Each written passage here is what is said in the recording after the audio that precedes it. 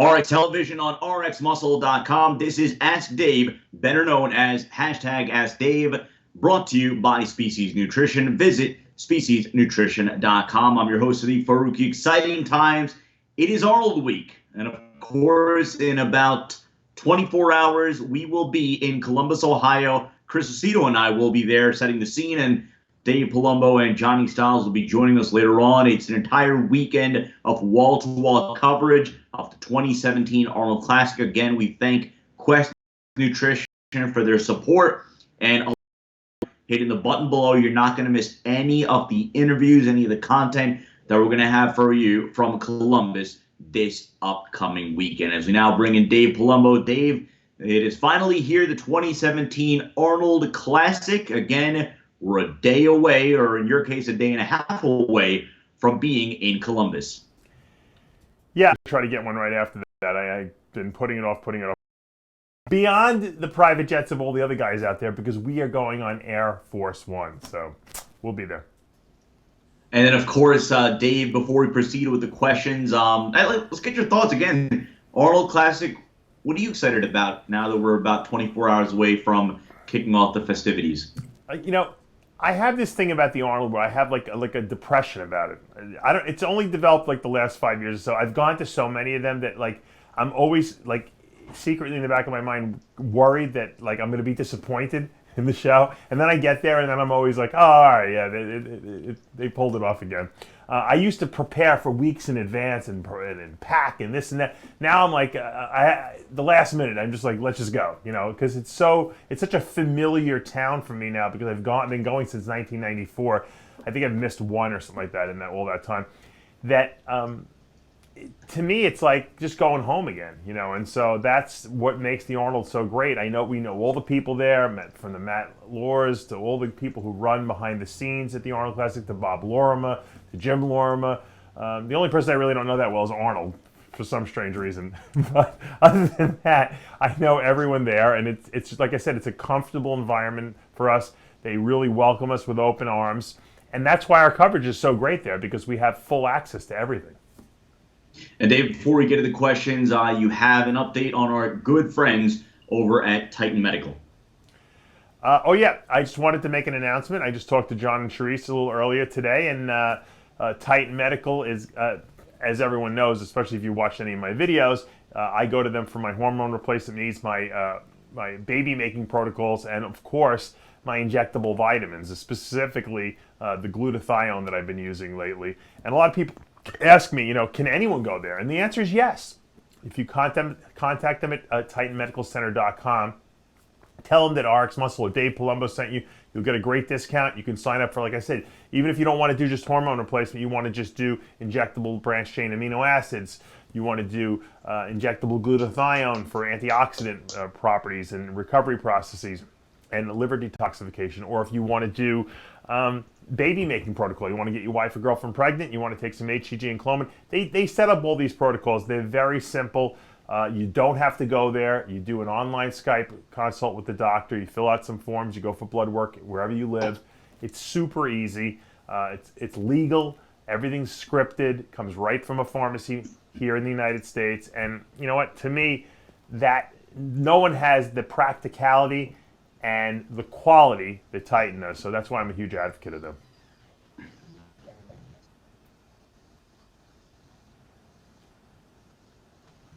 Let's get to the questions. If you want to join us, you can join us in the Muscle Central Forum on RxMuscle.com. You can join us on the Muscle Central Forum. If you're watching us on YouTube, subscribe below. If you want to chime in, you can ask your question on the chat box on the right-hand side. Our official Facebook page.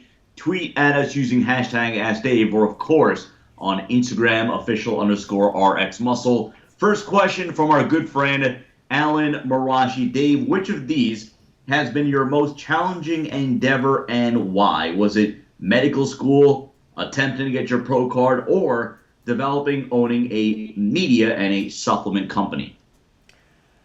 Well, doing a lot of the things he mentioned earlier was a very individualistic thing. So I just had to depend on myself. If I put the work in the gym, I got the results out of that. Same thing when I wrote for different magazines. This RxMuscle Species Nutrition endeavor that I took on probably about 8 years ago, or a little bit more than that, 9 years ago, is the most difficult. The reason being is that there's other working parts. There's other people involved in the process. I don't control everything. I can't do everything. I have to depend on other people. So that's always more difficult because, you have to make sure everyone does their job. You have personality conflicts in the company. Not to mention that you have to make sure you sell product or sell advertising in the case of RxMuscle. And that creates more stress, obviously. But the rewards are much greater because it's a group effort and everyone benefits from it. So I love it at the same time, but I've never worked so hard in my life.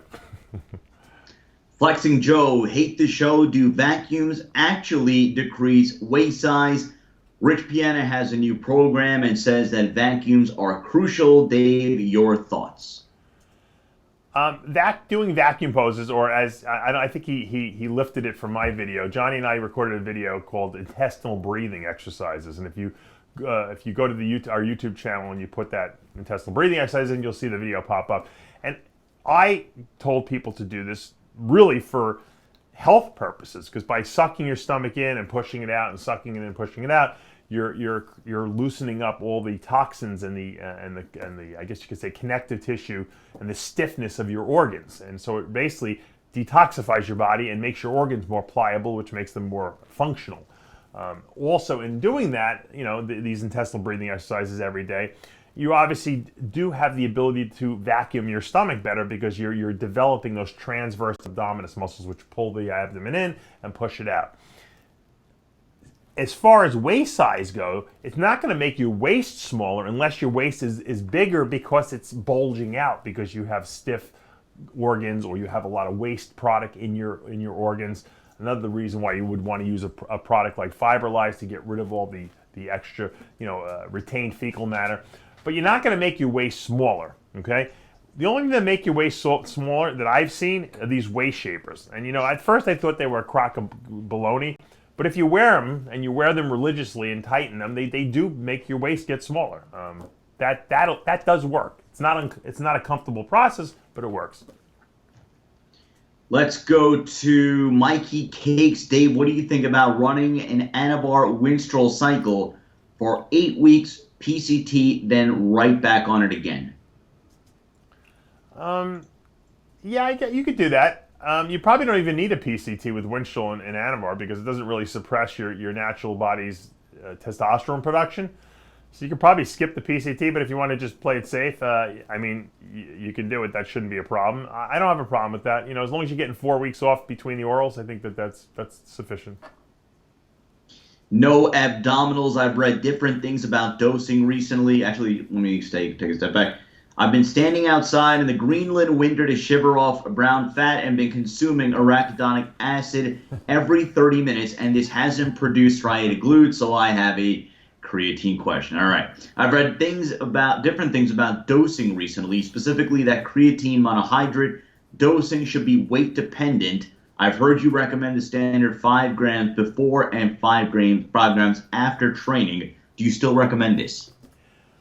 Yeah, if you're using a micronized creatine monohydrate, which is they take the creatine granules and they grind it up to a fine powder. I actually have our new Creatine product is finally here. It should be out on the website on Monday.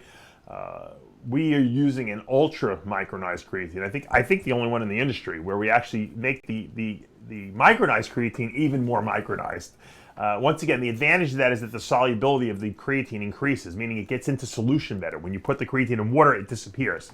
That's what you want. If it doesn't dissolve in the water, when you drink it, it's just going to go right through you. You're going to poop it out. So a lot of people in the past have found, I got to use 20 grams of creatine a day to get any effect. Yeah, that's because they're only absorbing 3 grams of the 20 grams.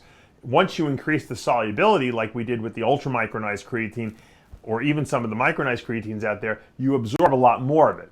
With an ultra micronized creatine, you probably could take 5 grams a day and get away with it, and probably absorb enough of it that you're going to get enough results. 3 grams absorbed is probably all we need per day.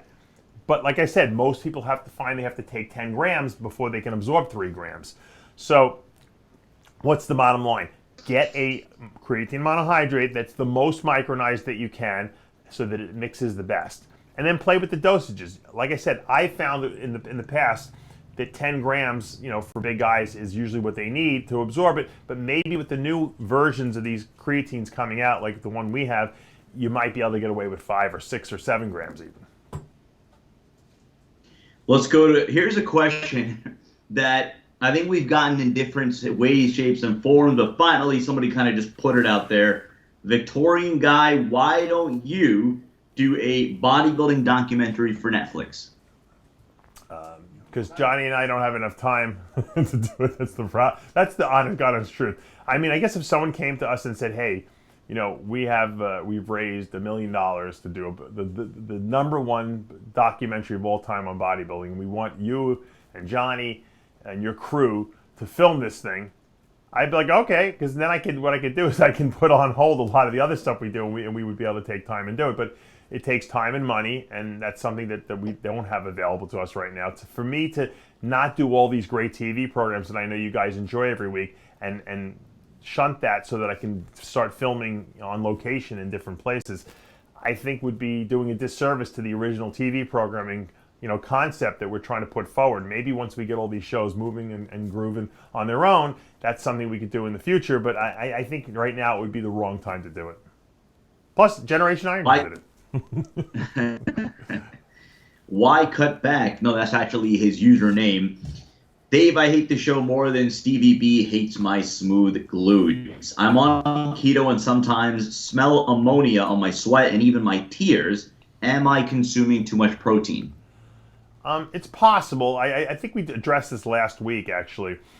Some people get a little bit acidic when they do a ketogenic diet. You want to make sure you take alkalinizing supplements. Bragg's apple cider vinegar, a tablespoon 3 times a day can definitely help alkalinize the body a little bit. Make sure you're not overeating protein. He didn't really specify how much he was eating, but if you're eating 500 grams of protein, you only weigh 200 pounds, you're probably overdoing it. So you're stressing the kidneys out. They can't detox all that ammonia, and so it's coming out your pores. So we don't want to overwhelm the body with protein. That's number one, and we want to make sure we take alkalinizing supplements. Another great one would be a good chelated calcium supplement, like something you would find in my Mineralize formula, for instance. Once again, when you take chelated calcium, you always take it with magnesium as well. You never want to just take one without the other, because you'll throw the balance of the two off. Let's go to Imagine Health. Dear Dave, hate the show more than you hate lactose-free whey isolate. What do you think of Dorian Yates' new movie by London Real? Not sure if you've seen it, but if you have, it would be cool to get your thoughts. To be honest with you, I haven't had the time to sit and watch it, probably because I don't have internet in my house. So otherwise I probably would have watched it, because I have seen some of the Dorian interviews that he did with London Real a couple of years ago, and I thought they were really good. I thought they were very forthright. I think Dorian's an interesting character. He's really evolved as a soul, I guess you could say, over the last, 15 years. He has some strong thoughts about a certain subject that maybe I don't agree with, but there's a lot of subjects that I do agree with, and I think that he's got some really nice, good insights. I'm going to watch the movie. I think, like I said, Dorian is an interesting guy. I think a lot of people really didn't know much about him when he competed because he was very quiet. He's become less quiet, I guess, in his retirement, and he has no problem putting out his thoughts and beliefs about the universe. We're getting some questions about Arnold predictions in particular. So what I'm going to tell you is this. Dave has a predictions video coming out tomorrow. It's going to hit our YouTube channel and, of course, RxMuscle.com. That's where he puts down all his final analysis and predictions on the open and the 212 class. If you want to ask as far as, to analyze somebody in the open or 212, Dave will do that right now. But as far as the predictions, video is coming out tomorrow. Let's go to, all right, does Kai buy fresh or canned pineapple? I'm not sure Dave would know that. Somebody wants to know, we get questions about Oxygen Gym all the time. What is it about Oxygen? Well, Farabi K wants to know, what do you think about Ahmad Asghar from Oxygen Gym, who trains Rolly Winkler, Nathan Diasha, and Ahmad Ashkanani? We just actually talked to Oscar the other day. We interviewed him when we interviewed Ahmad Ashkanani. They were together. So I think he's a good trainer. I think he's very passionate about what he does. I think he puts a ton of energy into all these bodybuilders. He makes it his goal for the day. I mean, I go to work and my goal is to put forth the best RxMuscle content possible, the best species nutrition products. His goal every day when he gets up in the morning is, I got to train these top level bodybuilders and whoever else he trains with 100% effort and passion.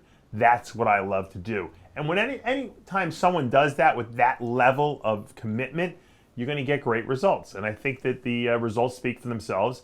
You know, some bodybuilders are a little on the lazy side and they need to get kicked in the ass. They need the motivation, and he's the perfect guy for it because of his commitment to it. Some guys don't need that because they already have it. They already are self-motivated, or they have great training partners. But the guys he's working with out there are getting good results because they're training way harder than they did when they were back home here. Caleb Griggs, Dave, this show sucks so much I'd rather try and count how many times Zach King Khan dropped the F-bomb on Iron Debate than listen to the show. All right, so now I take a multivitamin, multi-mineral first thing in the morning and stay very hydrated throughout the day. But the first time I urinate after taking my vitamins, the urine is super yellow. Why is that?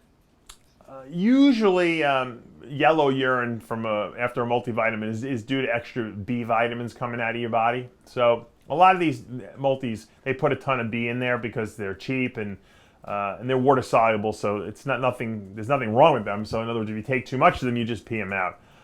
It's interesting because my V-Mineralize formula, I take 10 pills a day. That's the serving size. And I never see my urine change any kind of weird colors. It doesn't smell, which tells me that I'm probably absorbing most of the nutrition or most of the vitamins and minerals in there. I think a lot of people's vitamins are just poor quality. And when they use them, they just pee out everything because their bodies can't absorb it. And that's a problem. That means that, you're wasting your money essentially. Or you're taking too many, in which case it doesn't necessarily mean that you're taking too much of every vitamin. It just might be one specific vitamin in your formula that's higher than you need. And I don't think that's a problem. I wouldn't worry about it. Oh, but on another note, make sure you take your multivitamins with food. Don't take them on an empty stomach. Actually, Dave, a follow-up is from Liam Pepin, specifically about V-Mineralize. Wants to know what makes it better than other multivitamins, apart from being chelated and high potency. He's looking to buy a good multivitamin. Well, those are the things you want to look for. Most multivitamin, multiminerals don't have a lot of minerals in them because they take up a lot of room. That's why our serving size is 10 pills per day. So we make sure we put enough minerals and enough vitamins in there. So that's obviously, it's a lot you have to take every day. The advantage of that is that you're getting high potency amounts of all the vitamins that you need. Because if you only take 50 milligrams of vitamin C and 10 IUs of vitamin E, okay, you're not going to get the benefits from them. Same thing with vitamin D. We have 2,000 units in there, and that's still not enough. I still have people that supplement with extra vitamin D, but we have high potency amounts, real dosage amounts of things in there. So when you take this product, you don't have to take 40 other pills with it to supplement it because it doesn't have enough of this or enough of that or enough of this. Everything you need is in there. The only thing you need to add to V-Mineralize would be extra vitamin D, and the only thing we can't put in V-Mineralize is your essential fatty acids, and that's why we put them into the Omega-Lyze formula in gel caps. Those two products alone, I've said it a million times, you take Omega-Lyze and V-Mineralize and you're covered. Your body is covered. You add another 5,000 units of vitamin D, and you got everything you need for the day in there. That's it. You don't have to worry about anything. You got all your minerals and vitamins covered. You're watching Ask Dave on RxMuscle.com. Of course, this is Arnold Week.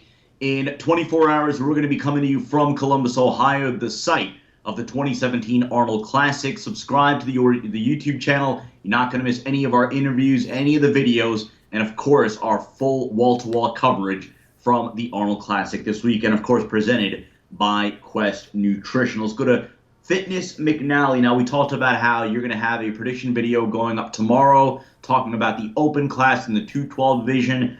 You don't hit the physique division, the men's physique division, so Fitness McNally wants to know who you have winning the physique portion of the Arnold. He personally likes Ryan Terry, thinks he has the most pleasing physique.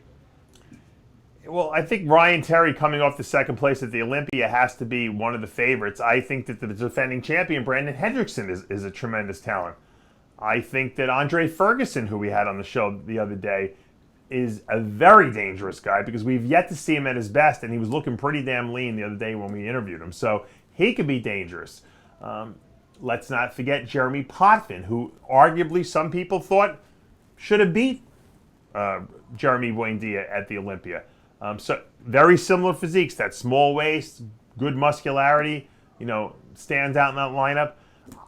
It's a hard show to call. I personally, I'm going to go with Brandon Hendrickson. He's the defending champion. I think that he's got an advantage going into this show, and I think that if he brings the level of conditioning he needs to for this, I think he's going to win it. You're going to get a text message at about 2 a.m. from Andre Ferguson now, right? Of course. I expected. That's why I said it. If I picked him to win it, forget about it. His head would have exploded, so I can't do that. I got to keep him humble. Let's go to Brad McCabe. Dave, I was wondering which stance is better to work the teardrop part of the quad. Should I go wide or a more narrow stance? I like doing, for all squatting and pressing movements, I really like the wide stance. I feel like that really hits, first of all, it's much more stable. It takes the stress off the knees and the back, and it really involves the entire leg, meaning it not only does it involve the quadricep muscles and the hamstring muscles, but the adductors and abductors on the inside and outside of your thighs. So it's a more complete movement. A lot of people feel like they have weak teardrops or weak little aspects of their thigh, and the truth of the matter is they just don't have enough girth on their thigh, and usually the girth part of it comes from that inner adductor compartment of the leg. The only way to really work that is wide stance, squatting, wide stance leg pressing. Try that. I guarantee you'll be shocked by how good your quadriceps look when you start changing, the width of your stance. Let's go to Rawai Abdallah. My question is, do you believe there is a time and place for high-frequency, low-volume training, since you're an advocate of the opposite? If yes, when and why? I think they're talking about cardio, high-intensity cardio. I'm sure that's what he's referring to. I'm not an advocate of it only because, most people do cardio to burn body fat. I mean, that's the goal. It's not to get themselves in shape. So, yeah, while, high-intensity cardio burns more calories, you're in a shorter period of time, you have to ask your body the question, what calories are we burning? High-intensity activity utilizes carbohydrates as a fuel source. So if you're doing high-intensity cardio in an attempt to burn stored body fat, you're actually not burning stored body fat. You're burning carbohydrates as fuel. And if you're not eating carbohydrates in your diet, you could be burning muscle for fuel. Will you get a little bit of an afterburn after the exercise is over? Yeah. But, if the goal is to get in shape and to lose body fat, you always want to be burning fat. And the only way you can ensure that would be steady-state cardio that's not too high intensity, that's a little bit longer duration. That's the best way, in my mind, to not lose muscle, okay, and to maximize fat loss. Forrest Samuel, should you cut water before a show while you're carbing up? Is it too risky? What is your input on this for a natural bodybuilder? You don't want to cut your drinking too far, before the show. In other words, I know guys that try to stop drinking 2 days before a show. There's no way you're carbing up. But if you're carbing up and maybe 18 hours before the show comes, you stop drinking, which is usually the night before the show, which most people do, you're still going to have enough fluid in your tissues of your body to be stored with the carbohydrates you're eating to fill the muscles out. It's only when you go more than 24 hours without drinking that you have a problem. So the key is don't go too long without drinking. Cut your water, like I said, the night before a show. After prejudging, drink about 6 to 8 ounces. And then, go back to the night show, or if the night show is the following night, or the following day, I would drink the rest of that night after prejudging, and then just stop when you go to bed again and repeat exactly what you did the day before. So, yeah, as long as you're not cutting fluid for more than 24 hours, you probably won't have a problem carbing up. Brandon Leiser or Leiser 93, and, we talk about the Arnold Classic, the open class, and again, mixed opinions on the overall strength of the field. His question is, do you think it was a mistake for Dexter and, say, Sean Roden to not do the Arnold this year? Where would you have seen them had they both competed in this lineup? I think if either one of them individually was in the show, they probably would have swept the show. because let's face it, they're number 2 and 3 in the world at the Olympia level. So Phil Heath not being in the show, I don't know who beats them. Together, it's anyone's guess. I think if Dexter would have done the show, he would have won again. I think if Roden would have done the show, he would have won again. And Roden was slated on the card initially to do it. I don't think he ever mentally was committed to doing it. But those two guys, now, Dexter's at a point where he has the most wins of any bodybuilder. He's won the most Arnolds. I think at this point, he before he retires, he really wants to win another Olympia. So he figures, I guess, if he focuses all his efforts on that one show, that he could come in at his best. I don't think it'll still be enough to beat Phil unless Phil's off. But you know what? Dexter's always there. Phil does come in off. You never know. I think Roden is putting all his chips into one barrel too. He's figuring, you know what? If I'm going to win this Olympia, I was second last year, I got to come back at my absolute best, which means my body needs to be well rested. I think it's a good move on their part. It's a strategic move, and we think as fans, oh man, if they would have done the Arnold, they're winning 130 grand, and they're getting all this and that, and hype and hoopla. I think at some point at your career, you have to look at the bigger goal, and their bigger goal is Olympia. 146, Dave, I heard you talk about your lactose allergy and even going to the extent of sourcing unpasteurized milk to drink. What should be a good alternative to milk to put in coffee, soy milk, almond milk, or coconut milk? And it dissolves in there, and it tastes really good. I mean, that could definitely be used. It's only fat. There's no carbs. There's no sugar in it. There's no protein in it. So that's a better choice. Now, I have told people in the past, clients of mine who just are creamer fanatics, they're like, I got to do something like that. So I told them to take my isolized protein, take a teaspoon of the isolized protein, any flavor, and put it in your coffee, and it's the best creamer you'll ever try. And it'll give the coffee the taste of the isolized as well, without adding any carbohydrates to the mix. So that's another option as well. I personally use the coconut just because it's easy. I keep it in my refrigerator. But as far as like I said, adding a little whey isolate, that's not a problem either. Let's go to Zeke_week, Dave. When using Lantus Insulin, should I use it on training and non-training days? And should I have a little bit of slow digesting carbs like yams in each meal? Also, should I avoid faster digesting ones such as white rice or a banana when using Lantus? Well, I'm assuming you're using Lantus because you're running high blood sugars, which would mean you're a potential type 1 diabetic. If you're not running high blood sugars, then there's no reason to run Lantus. It's not going to give you any performance boost whatsoever. So if you do have high blood sugars and you're running the Lantus, it should be done every 12 hours usually. And you should be checking your blood sugars. If your blood sugars are not low, then there's no reason to eat extra food. If your blood sugars are still running high, you might need more of it.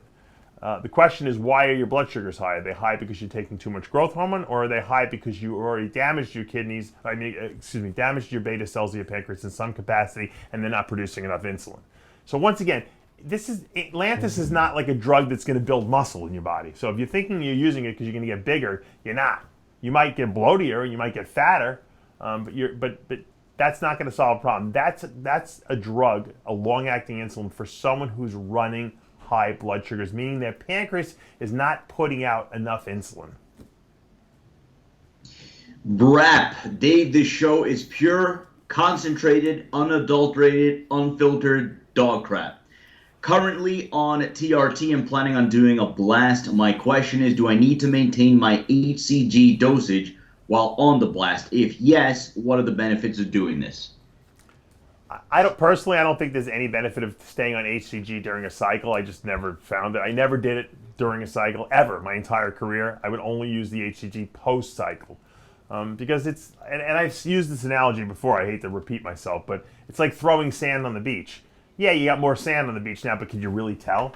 No. So taking shots of HCG while you're on cycle where you're completely suppressed is not doing anything. It's turning your testicles on for a few minutes, and then they're going right off again. Then it's not doing anything. It's not like your testicles forget how to produce testosterone. They'll remember as soon as you give them the reminder when the cycle's over. Let's go to Wolf of Essex. Hi, Dave. Similar to steroids, when they suppress natural testosterone production, do I have to worry about any suppression of my natural HGH production if I take HGH for extended periods of time? And do I have to follow any protocols when I come off? That's a good question. I remember I asked my doctor mentor friend that when I originally started taking steroids. I said, "Don't you have to turn your growth hormone production back on?" And then he pointed out to me, steroids are long-acting molecules. They're in the body all the time. So if you're taking a testosterone shot, it's going to shut down the feedback of your pituitary, and it will shut down your natural production. Growth hormone doesn't work like that. GH is pulsed in the body all day long, just like insulin is. So you would have to take enormous amounts of GH to suppress GH production permanently. You can't do it because when you take a shot of GH, it only lasts like an hour or so in your system, and then it's gone. And then when it's gone, your natural production will pulse more GH in response to stress, in response to training, in response to certain foods you eat or don't eat, in response to sleep. So because growth hormone is pulsed constantly by the pituitary gland, you really can't shut down its production. Let's go to Wide Back Zach. Love these names, by the way. Do CLA have any place in a fat loss / recomp, and what is your experience with it? I think I did a whole bash segment on CLA. CLA, conjugated linoleic acid, is something that they use in the cattle industry, where they would feed the cows. They'd put CLA, this fatty acid, into their feed mix, and they noticed that the cows would get bigger, more muscular, and leaner. So, of course, everyone said, well, then let's give it to bodybuilders, right? We want to use it. I remember Bill Phillips is the first one to really introduce it to the bodybuilding world, and we all thought, oh, it's going to build muscle and burn fat. Never did that. Why didn't it do that? Because we don't have the same stomachs that the cows do. Remember, cows can eat grass and extract omega-3 fats from it. We eat grass, we throw up. Look, if your dog eats grass, it throws up. We don't have the same stomach structure as a cow. Cows have several stomachs, as a matter of fact, so they can digest these hard-to-do things. So it's not going to help us to take CLA. It's been shown, there's no studies to show that it improves body mass whatsoever. Now, in my Mineralize essential fatty acid supplement, I do have CLA, but I don't put it in there. It's in there indirectly through the evening primrose oil I put in there. Evening primrose oil is comprised of GLA, which is an essential fatty acid. It's an essential omega-6 fatty acid, and it also contains CLA, which is not essential, but it's in the primrose oil. So if you do take Mineralize, you will be getting some CLA, but it probably won't be giving you that many benefits. See if we have another. We have so many on our Instagram page. Let's go to, I asked that one already. Jacked and Stacked 1. Dave, is it okay to mix HGH and insulin in the same insulin needle and shoot it sub-Q? I like to do GH and insulin. I like to do GH intramuscular. I like to do insulin subcutaneously. Can you mix them together? Probably, but I never did it. I'll tell you why. Because GH and insulin have different pHs to the solution that they're in. If you mix the two, you change the pH of both, and I always worry about the drug degrading or something happening to it. I know you're banging it right into your body at that point, but why risk it at this point? I would take them individually. Take your GH intramuscularly. Take your insulin if you're going to use it subcutaneously. Let's go to Eric986D. Dave, any side effects of taking GHRP6, and where should I inject it? You should probably inject it right into your delt with an insulin pen. As far as side effects go, probably the most notable side effect is increased appetite. A lot of guys get voraciously hungry on this stuff, which is good if you have a weak appetite and you're trying to stimulate it in the off season. Some people get a little nauseous from it, but I haven't really seen too many complaints of that. Everyone reacts differently to these growth hormone releasing peptides, and that's because they affect the brain, essentially. They're affecting the pituitary gland. So they're basically telling the pituitary gland produce more growth hormone. The problem is they may tell the pituitary gland to produce other hormones too that we're not really aware of. So some people get some weird side effects from them. I haven't seen too many from the GHRPs. We'll take one more question. It's from DRockP87. Dave, hate the show more than getting bitched at by the wife. Question: I understand going into ketosis to get ready for a show, but do you ever have to remind people that after a show, it's important to get quality carbohydrates back in your system? Seems to be a lot of misinformation out there. Yeah, well, there's always people that think they're going to continue dieting forever. I'm never getting fat again. Usually it comes, a lot of my female clients tell me this. I'm staying on the diet. I'm not getting off it. I love the diet. I'm just going to stay on it. It's not a big deal. I'm like, you're not going to be able to stay on this diet indefinitely. And invariably, after a week or two, they fall apart and crumble and they eat everything in sight. But yeah, what I try to do is with my clients is after the show, I let them eat for a couple days, and then we gradually put the carbs back into their diet, maybe 30 grams, 25, 30 grams a meal for women per day, and then for men, it's 35 to 45 grams of carbs per meal. Okay, on top of whatever I'm eating, having them eat protein and fat-wise, and we just gradually wean them back onto normal foods, because if you do it all at once, a lot of people, you retain a ridiculous amount of water, and it's very uncomfortable, and a lot of people just don't like the way they feel.